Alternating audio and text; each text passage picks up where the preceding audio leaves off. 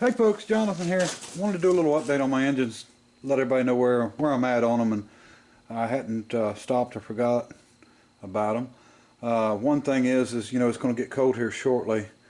I did pick up a wood stove for the shop. I usually work without any heat at all, but my fingers go numb, and as older I get, it's getting worse. So we're going to get the wood heater in here. Probably just put it somewhere convenient to put it, and then run the pipe out, and then we'll take it out when warm weather comes. And it's a good thing about having a forklift and not using a shop to pull cars into, so I can pretty much do what I want. Anyway, I'll show you where we're at here, what we've got going on. Engine's all back together, back in time. I've got the gears hardened. That's good to go. Everything's nickel plated, except I have not nickel plated these yet. I don't have anything to put them in long enough really to nickel plate them yet. I've done the exhaust, the intake, rockers, the rocker stand, and I did end up doing the fill for the oil, and I think it'll work out fine. And let me see, and I may go over something that I've already went over, but I don't remember exactly where we were. So I've got, let me see, took the magneto off. We are going to run these points, wasted ignition, on this plate. I went ahead and machined this out. Okay, I made this piece. I made this out of the material that I had poured into the ingot, which is, like I said, a mix of copper, brass, aluminum, and a bunch of pennies. 82 up pennies, so they're zinc, 92% zinc pennies. But I went ahead and made this. This is a points plate. That is going to go in here,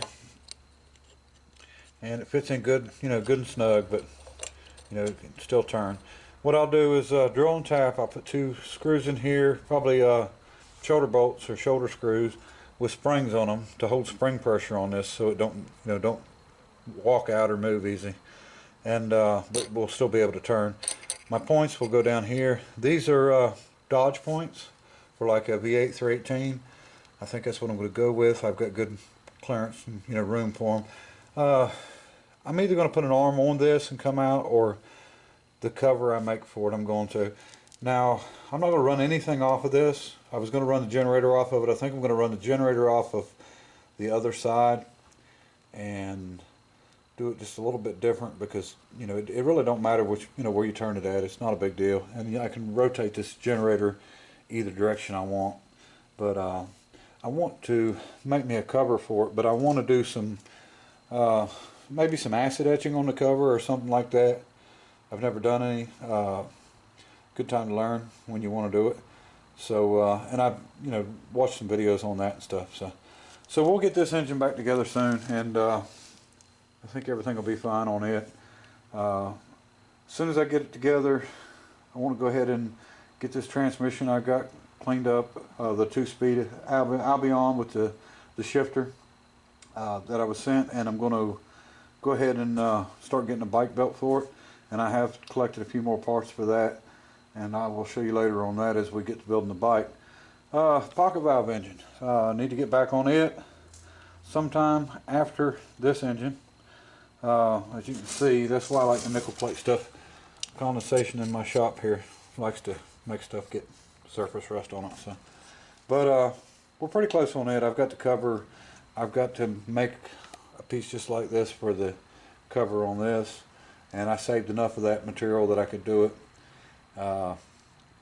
Hopefully we can get back on it and get it together. I bought me a spark plug. This is a split Dorf, and it's an original, early, probably teens, mid-teens, late teens plug.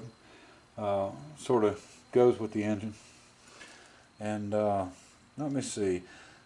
Now, the next engine, the other engine I want to build, I only have plans to build 3 engines with this style case, and I'll save the mold if I decide later on to do something. But I went ahead and done 2 more molds, left and a right, and they're kind of rough, but that don't matter. I actually done one the day of the work day of the build, just to show everybody how it was done. And but anyway, they're done, and that's for the overhead cam. I've got the Chevrolet cam, you know, about ready for that. And then after that's done, and like I said, if I get some time when it's cold to work in the shop, we'll move along with this stuff pretty quick. I was planning on wanting to do like a W engine, a V with a center cylinder, three-cylinder engine, and they use a master rod a lot like a radial engine instead of, you know, like a fork and a knife like the Harley Davidsons use. But I decided not to, because, you know, I found some stuff I wanted to do with the cylinders that I've got, and I've got 3 of these cylinders. There's 2 here and there's 1 there. Now these are OMC cylinders, 22 horsepower, opposed 2-cylinder engines, and I picked this cylinder up I think on eBay, and then I picked these 2 up off of a friend of mine brought me an engine. They're good. And what I want to do, what I've got planned for that, I got a Buell Blast 500cc crankshaft there. It's only got about 25-26 miles on it. It's just like new. We're going to build one with that. I've got a Buell piston, and brand new. Got to do just a little bit of honing to get it to clearing the cylinder. I want about 3.5 thousandths clearance. And I went ahead and bought cams.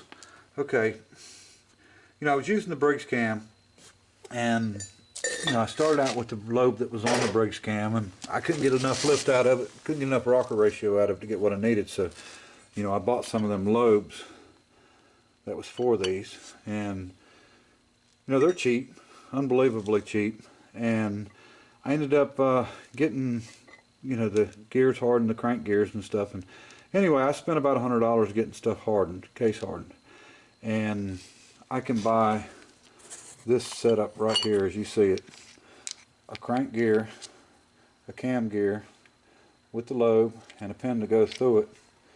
And this is bushed, and this total, I bought 2 of them, and with shipping and everything was $23. So I can't even begin to, you know, 2 of them Briggs cams was $30. So, and that, you know, that didn't include the right lobe or anything. So anyway, this is what we're going to do. I'm going to redesign a case for this Buell crankshaft and these cams, and we're going to go ahead and build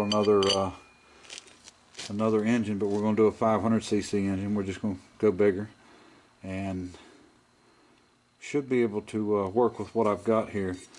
And I won't have to run a weighted pulley like that.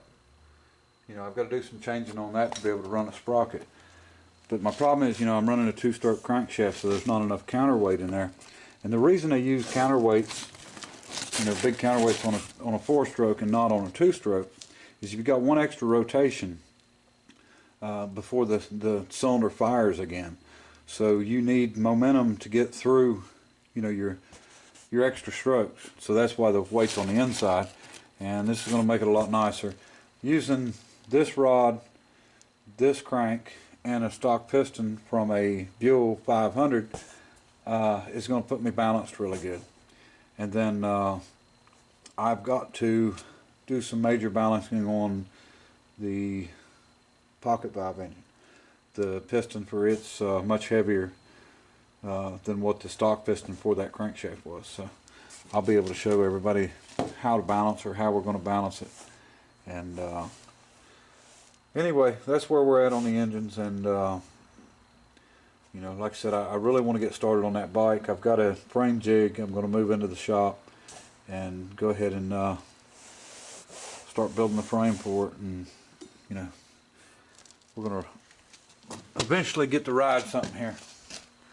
But anyway, that's where we're at. I appreciate everybody watching, and I'll give you some more updates as I go on this thing, and you know, maybe do some more videos on it. Alright, appreciate it. Bye.